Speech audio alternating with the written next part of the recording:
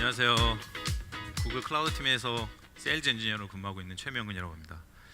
지금까지는 좀 광고 쪽 그리고 바로 전 시간에도 이제 광고 수익화 모델에 대한 부분에 대해서 말씀을 해주셨는데 여기 남아 계시는 분들은 지금 다 개발이나 운영하시는 분들이신 건가요? 맞나요?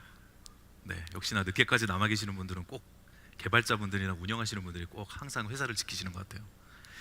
제가 오늘 말씀드릴 주제가 이 노옵스를 기반으로 한 개발 및 운영 환경에 대한 얘기를 좀 해보려고 해요.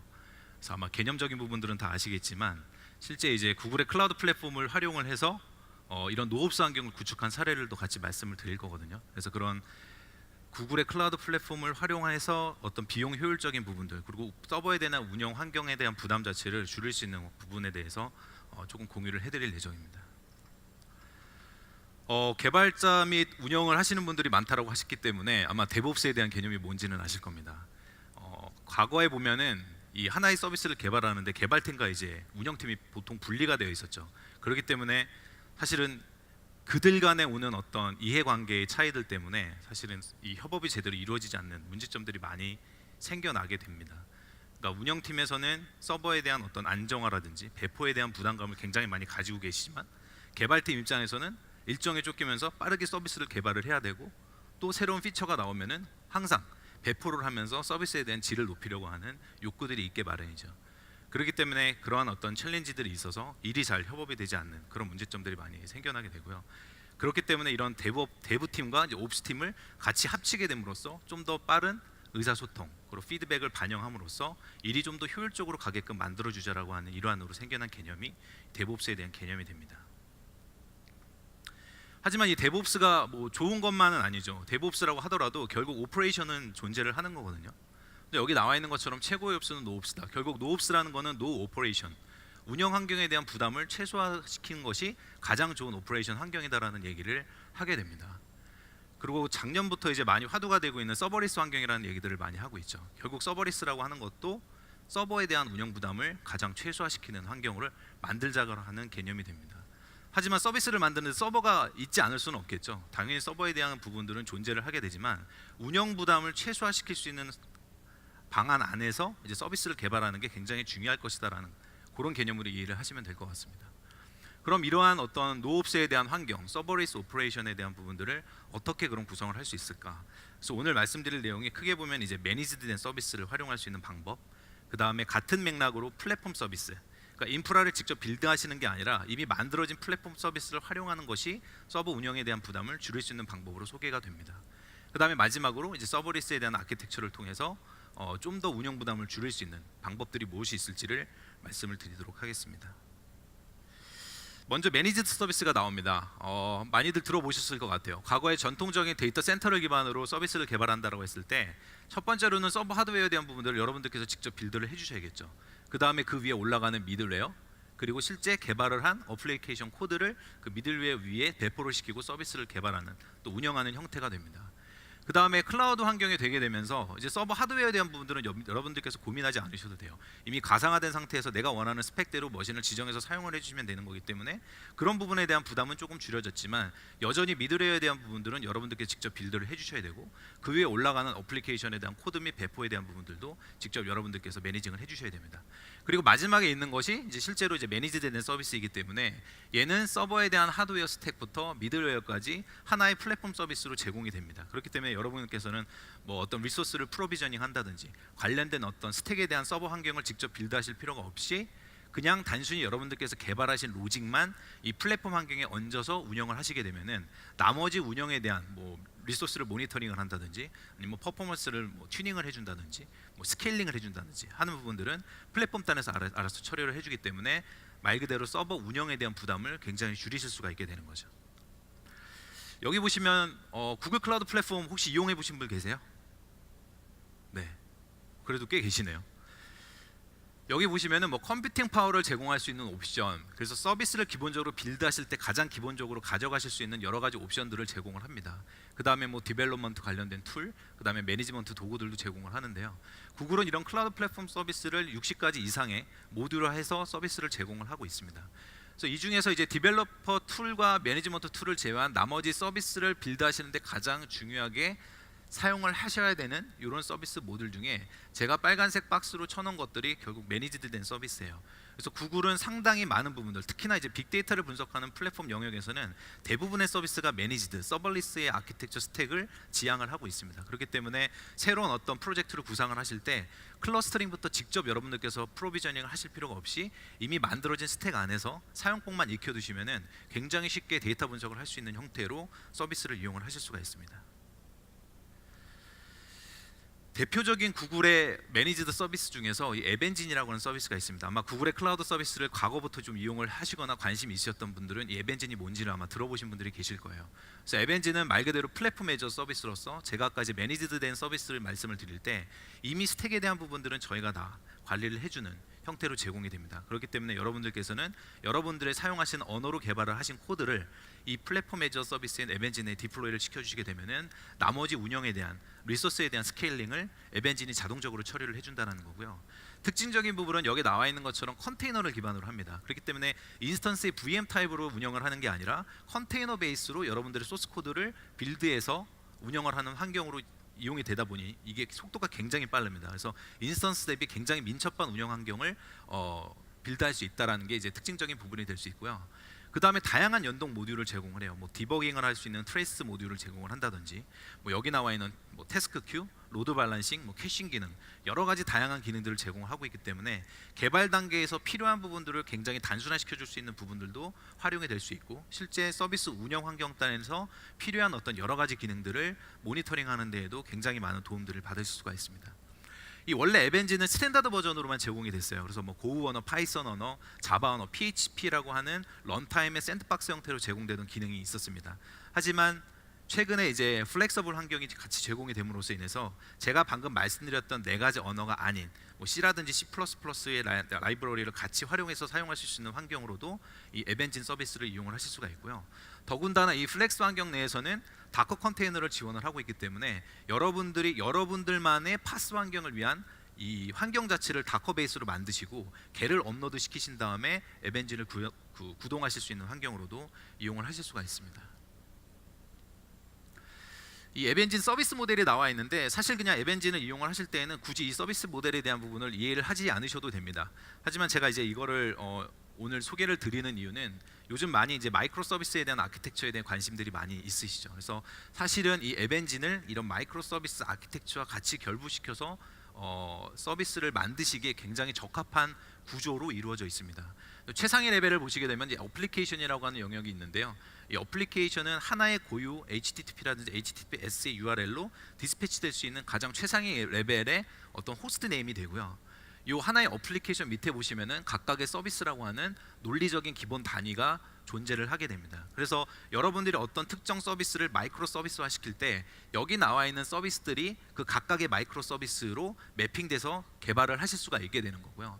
이 각각의 서비스가 독립적으로 스케일이 될 수 있는 이 오토 스케일링을 처리해 줄 수 있는 단위가 됩니다. 그래서 이 서비스 밑에 보시면 또 버전이라는 게 있는데 이게 실질적으로 여러분들께서 배포를 하실 때 그 단위가 되시는 거예요. 그래서 하나의 서비스를 안에 여러 가지 이제 앱 버전을 배포를 하실 수가 있게 되는 거죠. 그리고 하나의 서비스를 로드 밸런싱을 처리를 해줄 때에도 서로 다른 애플리케이션 버전별로 분기를 하실 수가 있기 때문에 나중에 이제 데모로 보여드리겠지만 어떤 A/B 테스팅을 하신다든지 배포를 하실 때 버전별로 UI상에서 UX상에서 굉장히 심플하게 처리를 하실 수 있게 됩니다. 그 다음에 이제 실질적으로 이 버전 하나의 애플리케이션 버전 밑에는 이제 인스턴스들이 이제 묶이게 되는 거죠. 그래서 사용자 트래픽에 따라서 이 인스턴스가 컨테이너 베이스 위에서 빠르게 스케일 인앤 아웃이 가능해지는 그러한 구조로 되어 있습니다. 이 앱엔진은 뭐 당연하겠지만 파스이기 때문에 기본적으로 시스템을 사용하면서 발생하는 모든 스택에 대한 정보들은 최상위 레벨에서는 기본 UI 상에서 다 제공이 되고 있어요. 그래서 어떤 특정 애플리케이션에 대한 요청수라든지 아니면 특정 애플리케이션의 URL로 어떤 얼마만의 레이턴시가 발생을 하는지 아니면 대기 시간이 어느 정도인지 사용하는 API의 호출수가 얼마나 되는지 내가 지금까지 사용한 비용이 얼마나 되는지 등등에 대한 정보를 앱엔진 모니터링을 통해서 다 확인을 할 수가 있고 조금 더 디테일한 정보를 원하신다라고 했을 때에는 스택 드라이버라든지 트레이스 API와 혼용을 하실 수가 있기 때문에 그런 환경이라고 한다면은 이 앱엔진에서 제공하고 있는 거의 모든 스택에 대한 정보들을 다 모니터링을 하실 수가 있습니다. 기본적으로 로그 정보를 확인을 하시기 위해서는, 그러니까 앱 엔진에서 발생하는 모든 로그는 로그 뷰어라고 하는 툴을 통해서 확인을 하실 수도 있고, 방금 전에 소개드렸던 스택 드라이브를 연동하시는 방법들도 있는데요. 조금 더 디테일한 정보를 빠르게 내가 분석을 하고자 하는 경우에는 여기 나와 있는 빅쿼리라고 하는 서비스를 연동을 하실 수 있는 옵션을 제공을 하고 있어요.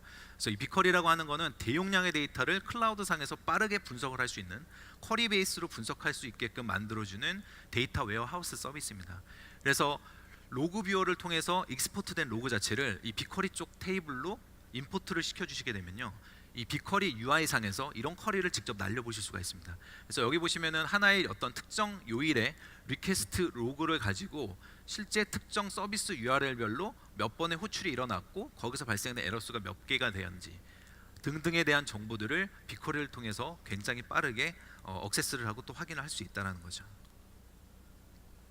그 다음에 빠른 배포 및 오류가 대응이 가능하다라고 하는 부분은 제가 조금 전에도 말씀을 드렸지만 버전별로 디플로이가 되고, 사용자 즉 관리자는 이 버전별로 사용자에 대한 트래픽을 분기해서 어느 사용자들한테는 이 버전에 대한 애플리케이션으로 서비스를 할 수 있고, 어떤 사용자들은 또 다른 버전의 애플리케이션 버전으로 또 대응을 할 수 있게끔 지정을 할 수가 있고요. 이 배포 시에 만약에 문제가 발생을 했다라고 했을 때는 기존 버전으로 롤백하는 기능들도 굉장히 쉽게 처리를 할 수가 있습니다. 그래서 그 부분에 대한 예제 데모를 한번 보시겠습니다. 네, 지금 좌측에 보시면은 이제 우측 화면은 이 앱 엔진의 관리 화면이고요. 실제 이제 버전에 현재 제가 3이라고 하는 새로운 버전 하나를 사용자 100% 트래픽을 대응하도록 디플로이를 시켜놓고 서비스를 하고 있는 상황이고요. 왼쪽은 커맨드 라인 베이스로 제가 새로운 이제 앱을 피처를 업데이트를 해서 새로운 버전으로 지금 4번이라고 하는 버전으로 앱 엔진 파스 플랫폼으로 지금 디플로이를 하는 과정을 보여주고 있습니다. 그래서 명령을 통해서 이 CLI 명령을 통해서 새로운 4번이라고 하는 버전을 배포를 시켜주게 되면은 이제 우측에 있는 파스, 이 앱 엔진 관리 화면에서 4번이라고 하는 새로운 버전의 애플리케이션이 새롭게 배포가 돼서 올라가 있는 것을 확인을 할 수가 있습니다. 하지만 여전히 실제 서비스는 100% 기존 버전으로 지금 분기가 돼서 서비스가 되고 있는 것을 확인할 수가 있고요. 이때 제가 이제 A/B 테스트를 위해서 4번에 대한 것을 배포를 하는데 100% 배포하는 건 리스크가 크겠죠. 그렇기 때문에 4번에 대한 버전을 전체 트래픽 중 10%에 대한 것만 분기를 해서 서비스를 하겠다라고 지정을 할 수가 있습니다. 그러면 바로 적용이 돼서요, 이렇게 4번 버전으로 새롭게 디플로이한 버전으로는 10%의 트래픽만 처리를 하게 되고, 나머지 90%는 여전히 기존 버전인 3번으로 처리를 하게 되는 거죠. 그래서 4번에 문제가 없다 그러면 트래픽 자체를 3번에서 4번으로 완전히 100% 마이그레이션을 시켜주죠. 그렇게 됐을 때 수초 만에 다시 4번으로 100%에 대한 마이그레이션 처리를 통해서 서비스를 하게 되고, 배포를 해갖고 4번으로 서비스를 했는데 갑자기 문제가 생겼다. 그럼 빨리 또 롤백을 해야 되잖아요. 그럼 이 환경 내에서 다시 롤백에 대한 클릭을 해주게 되면은 다시 4번 버전에서 기존의 3번 버전으로 트래픽이 이전되는 것을 확인을 할 수가 있습니다. 그러니까 이렇게 말씀드린 것처럼 사실 배포에 대한 어떤 운영 환경에 있어서의 부담감들이 있었는데, 이런 파스와 같은 플랫폼, 앱 엔진과 같은 플랫폼을 이용하면은 굉장히 심플하고 또 유연하게 이런 A/B 테스트 및 배포에 대한 관리를 진행을 해보실 수가 있습니다. UX는 저희 서비스를 이용해 보신 분들은 알겠지만 기본적으로 구글 클라우드 콘솔 내에 다양한 어떤 지금 사용하고 있는 스택에 대한 정보들을 확인을 하실 수가 있고요. 그 다음에 이 UX에 대한 부분들은 또 여러분들이 원하시는 형태로 커스텀해서 레이아웃을 구성을 해보실 수도 있습니다. 그 다음 파이어베이스에 대한 내용이 나옵니다. 지금은 이제 매니지드된 파스 형태의 서비스를 말씀을 드렸고요. 그다음 파이어베이스 역시나 마찬가지로 여러분들의 어떤 서버 운영 부담을 줄여주기 위한 백엔드 솔루션으로 이용을 하실 수가 있어요. 그래서 앞에 있는 세션들에서도 또 과거에 오전에 있었던 세션들 중에서도 파이어베이스와 연관된 세션들이 굉장히 많았던 걸로 알고 있는데요.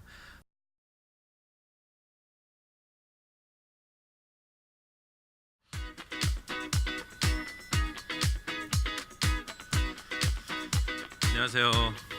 구글 클라우드 팀에서 세일즈 엔지니어로 근무하고 있는 최명근이라고 합니다.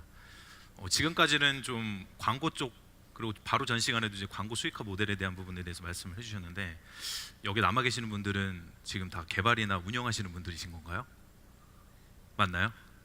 네, 역시나 늦게까지 남아 계시는 분들은 꼭 개발자분들이나 운영하시는 분들이 꼭 항상 회사를 지키시는 것 같아요. 제가 오늘 말씀드릴 주제가 이 노옵스를 기반으로 한 개발 및 운영 환경에 대한 얘기를 좀 해보려고 해요.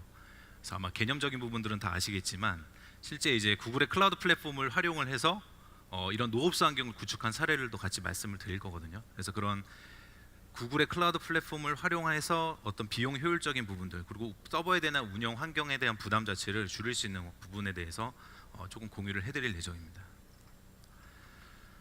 개발자 및 운영을 하시는 분들이 많다라고 하셨기 때문에 아마 데브옵스에 대한 개념이 뭔지는 아실 겁니다. 과거에 보면은 이 하나의 서비스를 개발하는데 개발팀과 이제 운영팀이 보통 분리가 되어 있었죠.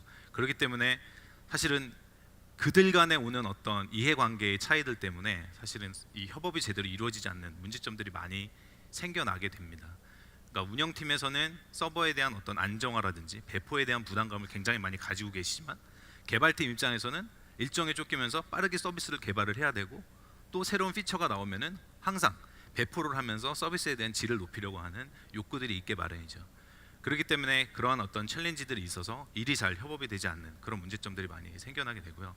그렇기 때문에 이런 데브팀과 이제 옵스팀을 같이 합치게 됨으로써 좀 더 빠른 의사소통 그리고 피드백을 반영함으로써 일이 좀 더 효율적으로 가게끔 만들어주자라고 하는 일환으로 생겨난 개념이 데브옵스에 대한 개념이 됩니다. 하지만 이 데브옵스가 뭐 좋은 것만은 아니죠. 데브옵스라고 하더라도 결국 오퍼레이션은 존재를 하는 거거든요. 근데 여기 나와 있는 것처럼 최고의 옵스는 노옵스다. 결국 노옵스라는 거는 노 오퍼레이션, 운영 환경에 대한 부담을 최소화시키는 것이 가장 좋은 오퍼레이션 환경이다라는 얘기를 하게 됩니다. 그리고 작년부터 이제 많이 화두가 되고 있는 서버리스 환경이라는 얘기들을 많이 하고 있죠. 결국 서버리스라고 하는 것도 서버에 대한 운영 부담을 가장 최소화시키는 환경을 만들자고 하는 개념이 됩니다. 하지만 서비스를 만드는 서버가 있지 않을 수는 없겠죠. 당연히 서버에 대한 부분들은 존재를 하게 되지만 운영 부담을 최소화시킬 수 있는 방안 안에서 이제 서비스를 개발하는 게 굉장히 중요할 것이다라는 그런 개념으로 이해를 하시면 될 것 같습니다.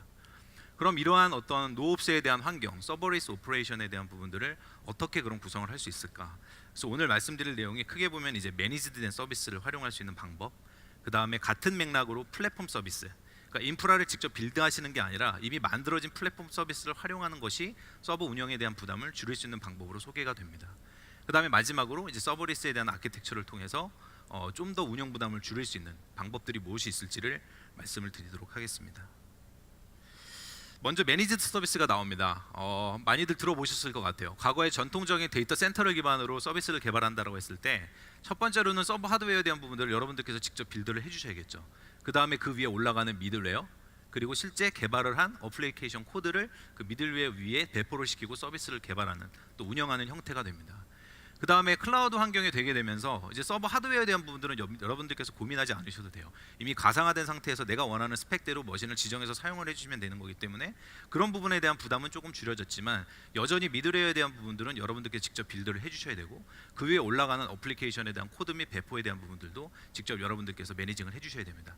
그리고 마지막에 있는 것이 이제 실제로 이제 매니지되는 서비스이기 때문에 얘는 서버에 대한 하드웨어 스택부터 미들웨어까지 하나의 플랫폼 서비스로 제공이 됩니다. 그렇기 때문에 여러분께서는 뭐 어떤 리소스를 프로비저닝 한다든지 관련된 어떤 스택에 대한 서버 환경을 직접 빌드하실 필요가 없이 그냥 단순히 여러분들께서 개발하신 로직만 이 플랫폼 환경에 얹어서 운영을 하시게 되면은 나머지 운영에 대한 뭐 리소스를 모니터링을 한다든지 아니면 퍼포먼스를 뭐 튜닝을 해준다든지 뭐 스케일링을 해준다든지 하는 부분들은 플랫폼 단에서 알아서 처리를 해주기 때문에 말 그대로 서버 운영에 대한 부담을 굉장히 줄이실 수가 있게 되는 거죠. 여기 보시면 구글 클라우드 플랫폼 혹시 이용해 보신 분 계세요? 네, 그래도 꽤 계시네요. 여기 보시면은 뭐 컴퓨팅 파워를 제공할 수 있는 옵션, 그래서 서비스를 기본적으로 빌드하실 때 가장 기본적으로 가져가실 수 있는 여러 가지 옵션들을 제공을 합니다. 그 다음에 뭐 디벨롭먼트 관련된 툴, 그 다음에 매니지먼트 도구들도 제공을 하는데요. 구글은 이런 클라우드 플랫폼 서비스를 60가지 이상의 모듈화해서 서비스를 제공을 하고 있습니다. 그래서 이 중에서 이제 디벨로퍼 툴과 매니지먼트 툴을 제외한 나머지 서비스를 빌드하시는데 가장 중요하게 사용을 하셔야 되는 이런 서비스 모듈 중에 제가 빨간색 박스로 쳐놓은 것들이 결국 매니지드된 서비스예요. 그래서 구글은 상당히 많은 부분들, 특히나 이제 빅데이터를 분석하는 플랫폼 영역에서는 대부분의 서비스가 매니지드, 서버리스의 아키텍처 스택을 지향을 하고 있습니다. 그렇기 때문에 새로운 어떤 프로젝트를 구상을 하실 때 클러스터링부터 직접 여러분들께서 프로비저닝을 하실 필요가 없이 이미 만들어진 스택 안에서 사용법만 익혀두시면은 굉장히 쉽게 데이터 분석을 할 수 있는 형태로 서비스를 이용을 하실 수가 있습니다. 대표적인 구글의 매니지드 서비스 중에서 이 앱엔진이라고 하는 서비스가 있습니다. 아마 구글의 클라우드 서비스를 과거부터 좀 이용을 하시거나 관심이 있으셨던 분들은 이 앱엔진이 뭔지를 아마 들어보신 분들이 계실 거예요. 그래서 앱엔진은 말 그대로 플랫폼 애저 서비스로서 제가 아까 이제 매니지드 된 서비스를 말씀을 드릴 때 이미 스택에 대한 부분들은 저희가 다 관리를 해주는 형태로 제공이 됩니다. 그렇기 때문에 여러분들께서는 여러분들의 사용하신 언어로 개발을 하신 코드를 이 플랫폼 애저 서비스인 앱엔진에 디플로이를 시켜주시게 되면은 나머지 운영에 대한 리소스에 대한 스케일링을 앱엔진이 자동적으로 처리를 해준다는 거고요. 특징적인 부분은 여기 나와 있는 것처럼 컨테이너를 기반으로 합니다. 그렇기 때문에 인스턴스의 VM 타입으로 운영을 하는 게 아니라 컨테이너 베이스로 여러분들의 소스 코드를 빌드해서 운영을 하는 환경으로 이용이 되다 보니 이게 속도가 굉장히 빠릅니다. 그래서 인스턴스 대비 굉장히 민첩한 운영 환경을 빌드할 수 있다라는 게 이제 특징적인 부분이 될 수 있고요. 그 다음에 다양한 연동 모듈을 제공을 해요. 뭐 디버깅을 할 수 있는 트레이스 모듈을 제공을 한다든지, 뭐 여기 나와 있는 뭐 태스크 큐, 로드 밸런싱, 뭐 캐싱 기능, 여러 가지 다양한 기능들을 제공하고 있기 때문에 개발 단계에서 필요한 부분들을 굉장히 단순화시켜 줄 수 있는 부분들도 활용이 될 수 있고, 실제 서비스 운영 환경 단에서 필요한 어떤 여러 가지 기능들을 모니터링하는 데에도 굉장히 많은 도움들을 받을 수가 있습니다. 이 원래 앱엔진은 스탠다드 버전으로만 제공이 됐어요. 그래서 뭐 고우 언어, 파이썬 언어, 자바 언어, PHP라고 하는 런타임의 샌드박스 형태로 제공되는 기능이 있었습니다. 이 앱엔진 서비스 모델이 나와 있는데 사실 그냥 앱엔진을 이용을 하실 때에는 굳이 이 서비스 모델에 대한 부분을 이해를 하지 않으셔도 됩니다. 하지만 제가 이제 이거를 오늘 소개를 드리는 이유는 요즘 많이 이제 마이크로 서비스에 대한 아키텍처에 대한 관심들이 많이 있으시죠. 그래서 사실은 이 앱엔진을 이런 마이크로 서비스 아키텍처와 같이 결부시켜서 서비스를 만드시기에 굉장히 적합한 구조로 이루어져 있습니다. 최상 구조화를 시켰고요. 그 다음에 이제 메시징에 대한 부분들은 제가 아까도 언급드렸던 팝섭을 통해서 뒷단으로 이제 추가적인 데이터 작업을 위해서 넘겨주는 메시징 큐잉 서비스로 적용이 됐던 사례고요. 그래서 여기서 이제 메시지가 어느 정도 로그라든지 이런 것들이 클렌징이 되면은 마지막으로는 비쿼리라고 하는 쿼리 분석 엔진 서비스를 통해서 빠르게 어떤 결과들을 분석해내는, 그래서 결국에는 이 비쿼리가 이제 ELK 스택을 대체하는, 얘는 매니지드 서비스이기 때문에 원래 기존에 사용하던 ELK 스택만 하더라도 수십 개의 인스턴스를 동시에 사용하고 있었던 환경이었거든요. 그렇기 때문에 그런 인스턴스를 더 이상 관리할 필요 없이 비쿼리라고 하는 매니지드 서비스 하나로 이제 운영을 하셨기 때문에 운영에 대한 부담을 획기적으로 줄일 수 있었던 계기가 됩니다. 근데 이것마저도 부족해서 지금 더욱 이게 더 노옵스 환경으로 지금 병영을 시키고 있는 과정이세요. 그래서 앞단에서 보여드렸던 부분은 앱엔진과 펍섭과 이제 어떤 GC를 이용했던 환경이라고 한다면은 여기서는 이제 파이어베이스를 이용을 합니다. 그래서 파이어베이스를 통해서 사용자 단에서 발생되는 모든 이벤트들을 다 추려서 분석을 하는 형태로 이용을 하는 거고요. 그렇기 때문에 분석을 위해서 별도의 어떤 로직을 구현하실 필요 없이 모든 사용자에 대한 데이터 행동에 대한 분석들은 이 파이어베이스 어널리틱스를 통해서 구현을 하게 되었고요. 이 클라우드 펑션이라는 것은 제가 트리거 베이스로 이루어진 그 펑션 피처라고 말씀을 드렸잖아요. 이제 파이어베이스에서 발생되는 커스텀 이벤트들을 통해서 특정 펑션을 수행하는 구조로 서버리스 아키텍처를 구현을 했습니다. 그리고 여전히 이제 API 쪽에서 발생되는 것들은 조금 더 트래픽에 민첩하게 반응하기 위해서 이제 여전히 이제 앱엔진을 사용했던 구조로 지금 새로운 아키텍처, 그러니까 세컨드 페이지로 지금 업데이트가 된 상황입니다.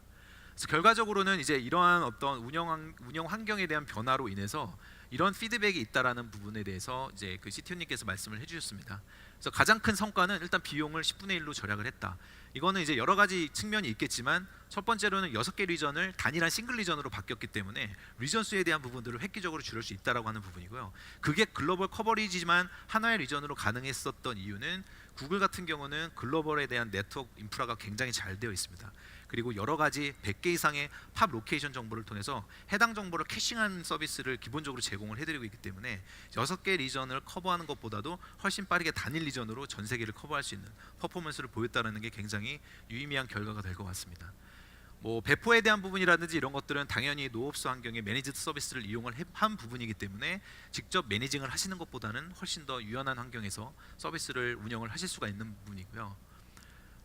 그 다음에 이제 운영 이슈에 대한 최소화, 이것도 뭐 당연한 부분입니다. 파이어베이스와 앱엔진 등등을 이용을 하셨기 때문에 매뉴얼리 작업을 하시는 거에 비해서는 훨씬 더 운영 부담을 줄이실 수가 있었겠죠. 네, 이렇게 해서 간단하게 제가 이제 카우치그램에 대한 그 노옵스 연동 사례까지 말씀을 드렸고요. 마지막으로 제가 말씀드리고 싶은 거는 구글 클라우드가 이제 1년을 기준으로 300불의 무료 크레딧을 제공을 하고 있습니다. 그래서 관심 있으신 분들은 이쪽 링크를 통해서 사인업을 해주시면은 무료로 이제 이용할 수 있는 크레딧이 발급이 되고요. 밑에는 이제 구글 클라우드 관련된 블로그와 사용자 그룹 또 코드랩에 대한 링크가 있습니다. 그래서 이 부분들은 물론 나중에 자료가 제출이 되겠지만 관심 있으신 분들은 꼭 접속을 하셔서 여러 가지 다양한 정보들 얻으실 수 있으면 좋겠습니다. 네, 그럼 이번 세션 시간은 여기서 마무리하도록 하겠습니다. 감사합니다.